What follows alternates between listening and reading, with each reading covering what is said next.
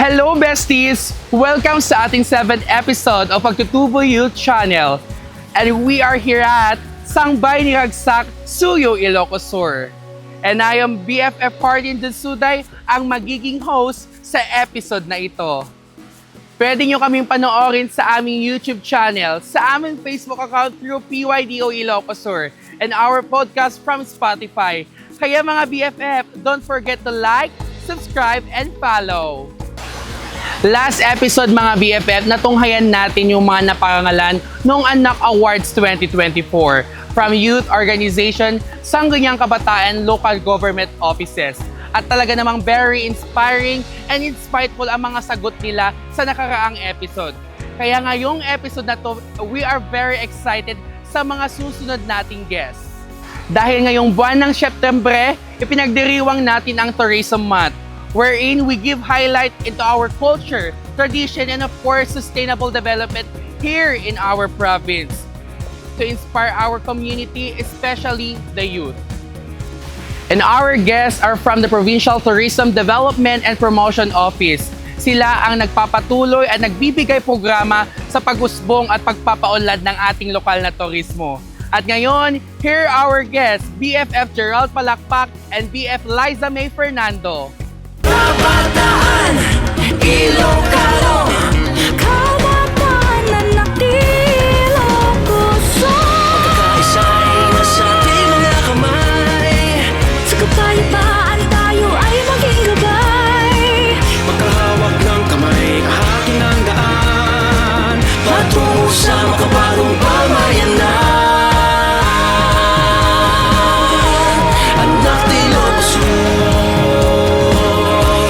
Anak de Ilocos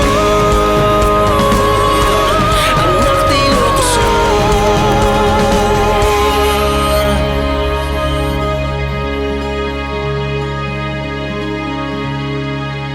It's a lovely day to be together. It's a lovely day to be together. It's a lovely day to be together. It's a lovely day to be together.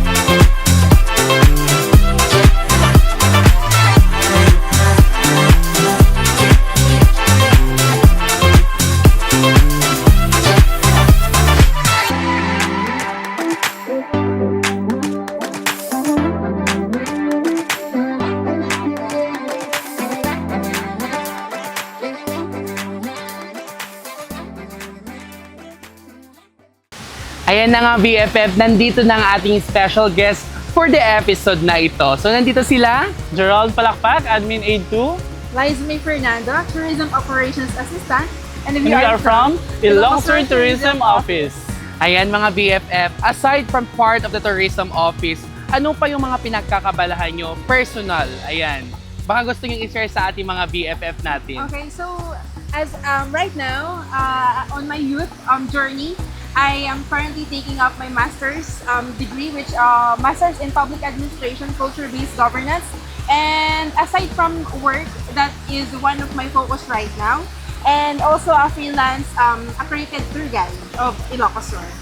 So ako naman po, one of the credited tour guide. Siyempre, guide din ni Liza. Isa din akong freelance tour guide pag wala akong ginagawa sa office. Siyempre, nagtutour ako around Ilocos Sur. Pero minsan, hindi lang siya Ilocos Sur, but the whole Region 1 din po. Then isa din po akong adventurous na tao kung saan-saan po lupalop ng Ilocos Sur po ako napupunta. Ayan, napakasaya naman BFF dahil nalilibot nyo ang kagandahan ng ating probinsya. So, ayan, mga BFF, ano naman ang kahalagaan ng pag-alam naman natin ngayong buwan ng Setyembre, pinagdiriwang natin ang Tourism Month, di ba? So, ano naman yung kahalagahan ng pagdiriwang natin for the tourism month sa ating probinsya? Actually, our tourism month celebration is much symbolizing how Ilocos Sur is very rich when it comes to our culture and traditions, not just in our tangible but also in intangible cultures. We have this celebration. It mirrors how we as the youth or the Ilocos Surians embodies the cultural identity that we have through generation to generation, and still fostering and developing this to promoting not just in our province but also nationally and internationally. Ayun, parang I think nasabi na lahat ni Liza. Oo. Pero sa akin naman, ang pagpapalaga sa turismo ngayon, as the Tourism Month ngayong Setyembre, actually, dito pinapakita like mga schools competition, like mga festivities and other like mga tour guiding. Dito nakikita ng ibang tao kung anong mga history. Kasi minsan ang mga turista is ito lang ba yung anong information ang dapat pa naming malaman. Ganun po. So talagang napaka-busy ngayong buwan ng Setyembre in order for us to promote our tourism industry here in our province. And bukod doon mga BFF, paano nakakatulong ang ating tourism month sa pagpapakilala sa mismong probinsya natin? Ayan. So, yun nga, as Sir Gerald mentioned, this tourism month, tourism week, we have lined up or accomplished lined up programs and events, especially our school-based competition, invitees of all the academies. We have the tour guiding, Crispy. and also we have different workshops that includes our traditional crafts. We have our bell making and katokong making. So from this celebration, we input all for us to offer in everyone that must appreciate our province.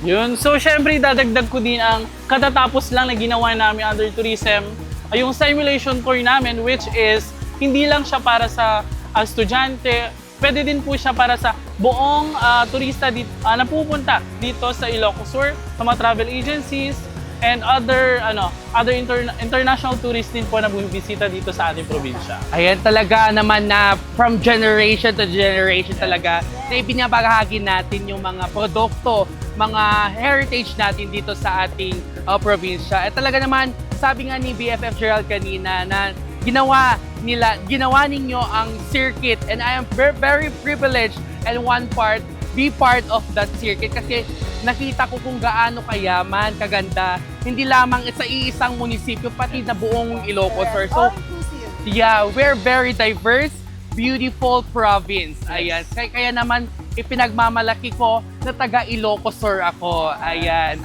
Ayan. Tama and sure yan. So, paano naman very nakakatulong talaga ang tourism month, mga BFF. And alam ko marami sa mga cultures natin ay nagmula sa ating mga kalikasan. So, paano naman natin mapapalaganap o mapoprotekta ang turismo sa ating lugar o sa ating probinsya? So, may shares kayo sa mga kapwa natin kabataan, paano natin protektahan ang mga yaman natin na turismo dito sa ating probinsya? Ayan, so as part of the youth, of course, we are destined to protect and conserve what our cultural identity. And of course, may tinatawag tayong sustainable tourism. Yes. And as part of the youth, syempre naka-embody na sa atin kung ano yung mga kulturang natutunan natin at kung ano yung na-embark sa atin as Ilocano.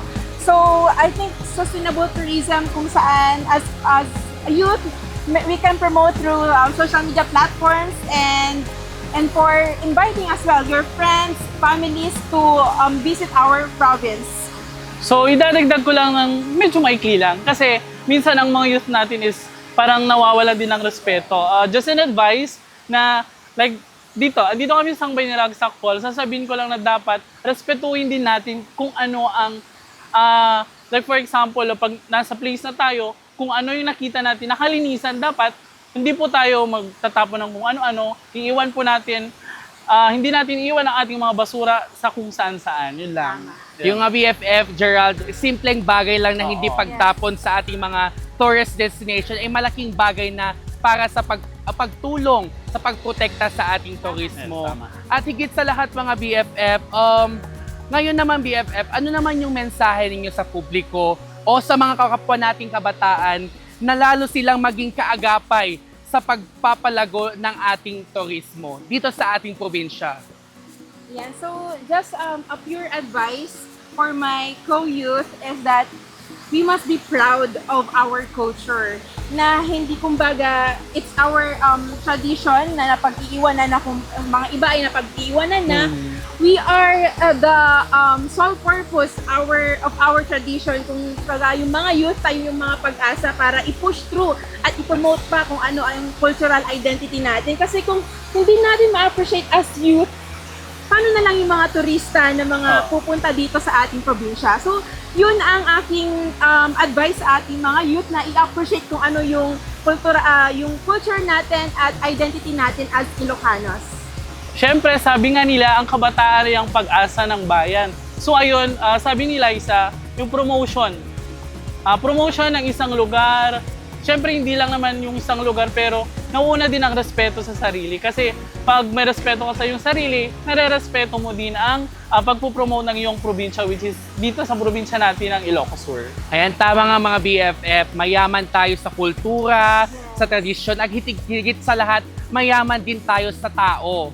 Because isa tayo sa mga tourist pinupuntahan talaga dito sa ating probinsya. And much appreciated na sa mga kabataan na patuloy pa rin ang pagtulong sa pagpausbong, pagpapaunlad ng ating mga lokal na turismo. Ayan, support local, kaika nga, tama, di ba? tama. So ayan mga BFF.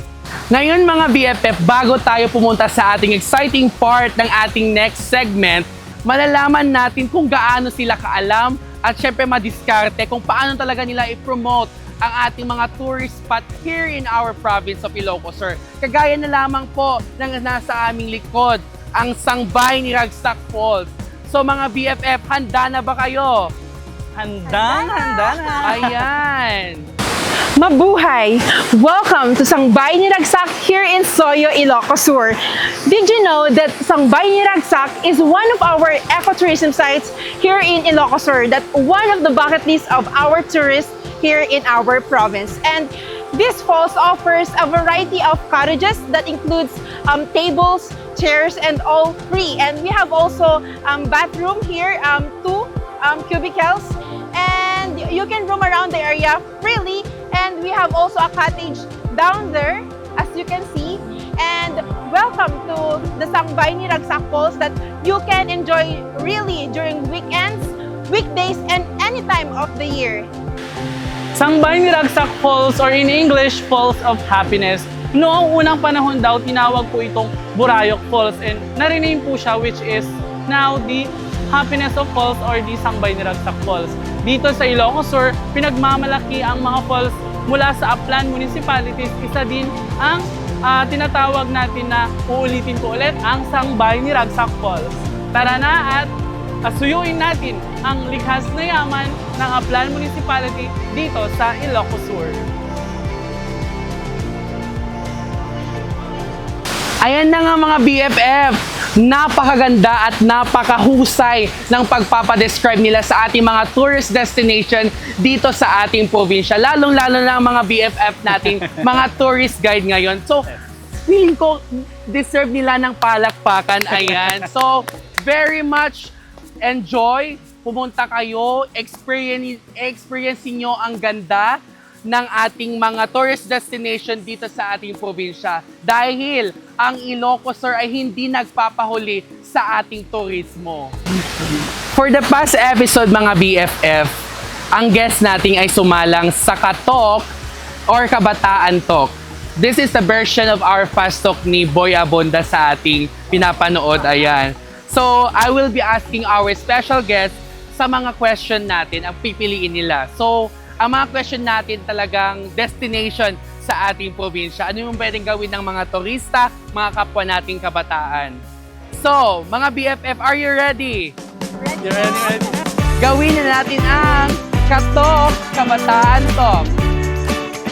Ready na ba ang mga BFF natin? Yes, ready na. Here's our question. Ito na BFF. take nothing but pictures o takes everything pasalubong? It's everything pasalubong. Take nothing but pictures. Ayan. So, beach body o food trip body? Food trip buddy. Siyempre, food trip body din.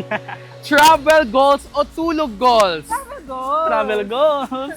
Tour guide crush or pasalubong crush? Pasalubong crush. Okay, pasalubong crush. Ayan. So, lakad matatag o lakad mabilis? Lakad matatag. Lakad mabilis. Picture perfect o picture sablay? Picture perfect. Picture perfect. Eto, BFF. Si Gerald ay isang kabataang Masinop.